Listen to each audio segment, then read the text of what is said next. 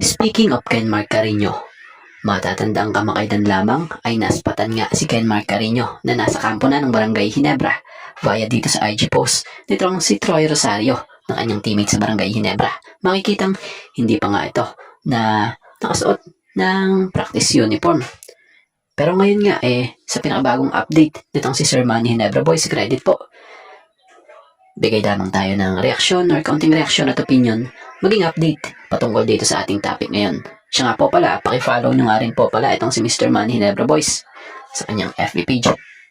So, babalik tayo kay Ken Mark Carino. Kapansin-pansin nga po na ngayon, kasama na nga po siya sa ensayo ng Barangay Ginebra. Bagamat kitang-kitang nakasapatos na ito, nag-stretching na rin o nag-i-stretching na rin, nangangahulugang magandang senyales na nga ito. So talagang mukhang pumapakitang gilas na nga agad ang pinakabagong big man na ito ng Barangay Ginebra. Kumbaga, talagang kahit nasa proseso pa nga siya ng pagre-recover mula sa tinamon nitong ACL injury noon, ito't andito nga siya ngayon sa ensayo ng Ginebra at nakikipag-ensayo na rin siya. So kung tutuusin na, maganda itong ginagawang ito ni Ken Mark Carino. Dahil na nga rin para sa mapakondisyon na nga rin yung kanyang katawan. At kung halimbawa mang di pa siya nakakalok sa mga scrimmages, at least makikita niya yung estilo ng system ng Barangay Ginebra. Kumbaga, mapapamiliarize siya sa tinatakbo or tatakbuhin ng sistema. So para nga po sa mga magtataka at di pa nakakaalam kung bakit nasa Ginebra na etong si Ken Mark Carino. Eto nga po'y nakuha ng Barangay Ginebra via one-on-one trade. Kapalit nga po ng healthy na si Ben Adamos na siyang napunta ng Terra Firma. So para sa Ginebra, high risk, high reward move kapag fully healthy si Carino. Solid rim protector at stretch big ito na swak sa triangle system ng Ginebra. Si Ken Mark Carino ay isang 6'8" center forward, a former PBA All-Defensive Team member, and only 28-year-old. Kung sakali na ngang fully healthy na ito or makabalik sa dati niyang form, ito nga magiging malaking boost para sa Barangay Ginebra. Lalo pat pwede ito makatuwang ng mga veteranong big man na nakapaligid sa kanya. So tingnan na lang natin at abangan kung kailan ang muling pagbabalik hardcourt ng isang Ken Mark Carino. Hindi na para sa Terra Firma Jeep, kundi para sa Barangay Ginebra na.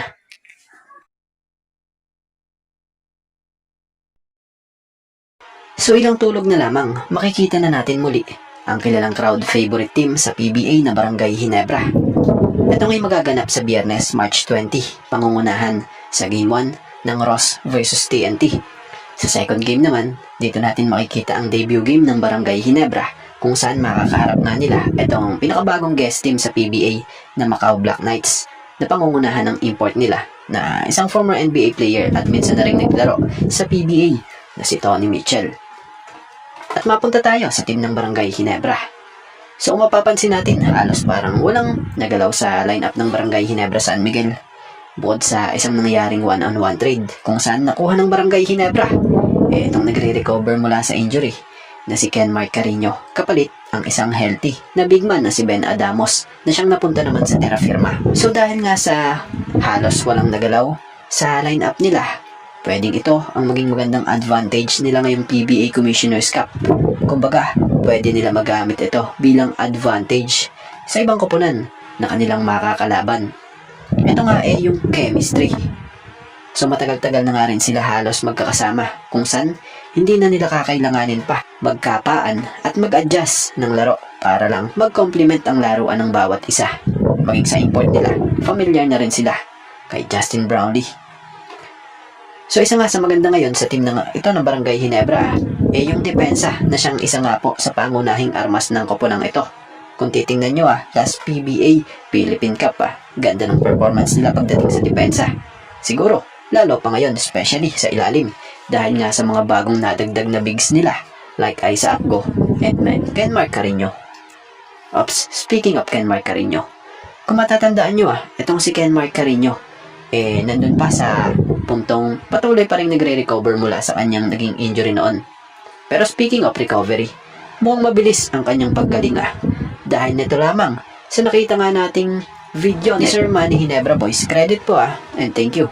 May napansin nga lamang po tayo kung saan kung isusum natin tila nag-e-ensayo na talaga si Ken Mark Carino para sa Barangay Ginebra. Pansing sinasanay nito ang kanyang katawan sa banggaan. So, kung ganito, malinaw na magandang improvement ang mangyayari sa kanya. Maging sa skill niya, kung saan nagsasanay siya ng post move. So, goods ito kung tutuusin dahil nga po bukod sa may galaw na siya sa ilalim, may outside shooting pa nga siya. So, sa ngayon, di pa natin alam kung makakapaglaro na to ngayong Season 50 ng PBA Commissioner's Cup. Or, sa next conference pa. So, abangan na lang natin. Ang maganda ngayon, nakakasama na siya ng Ginebra sa mga practice game nila.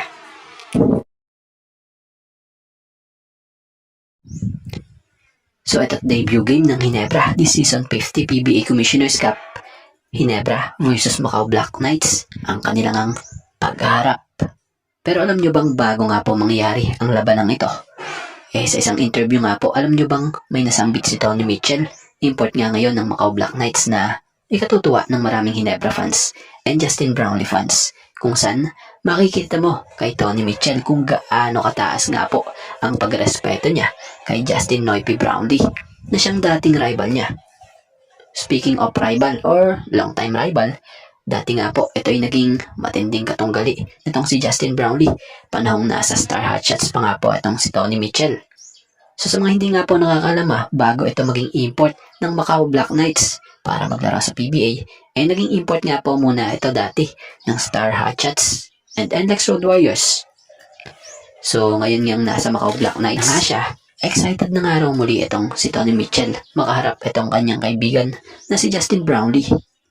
So alam nyo bang turing pala ni Tony Mitchell kay Justin Brownlee brother.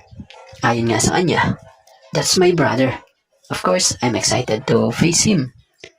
So alam nyo bang pinuri din itong si Tony Mitchell, si Justin Brownlee, kung saan alam niya na isa si JB sa one of the greatest imports in the league history.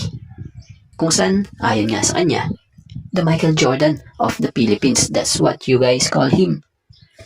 At ang pinakamatindi pa nga po na sinabi nito about kay JB, I love JB.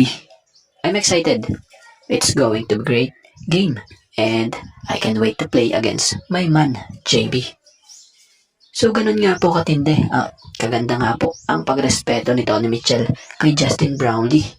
At isa tayo sa nag-agree doon dahil mula naman talaga noon hanggang ngayon, hindi sa pag-ano mahusay talaga itong si Justin Brownlee. Talo na pag nakuha pa niya yung full condition niya sa game. So sa conference na to marami nagsasabi na iba na kesyo maliit daw ang import ng Ginebra kaya hindi uobra ito sa ibang koponan. Nako, dyan sila nagkakamali. Ultimo nga, katunggaling import ni JB. Sample na dyan yung Tony Mitchell. Hindi niya ito minamaliit.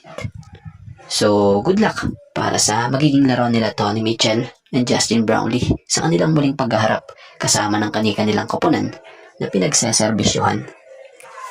At bago nga ang lahat, baka naman po pwedeng makahingi ng isang subscription para sa ating channel or paki-follow na rin po kung nagustuhan nyo ang ating mga basketball update. At kung ito na may makakabigat para sa inyo, kahit isang like and share na lamang po. Maraming salamat po.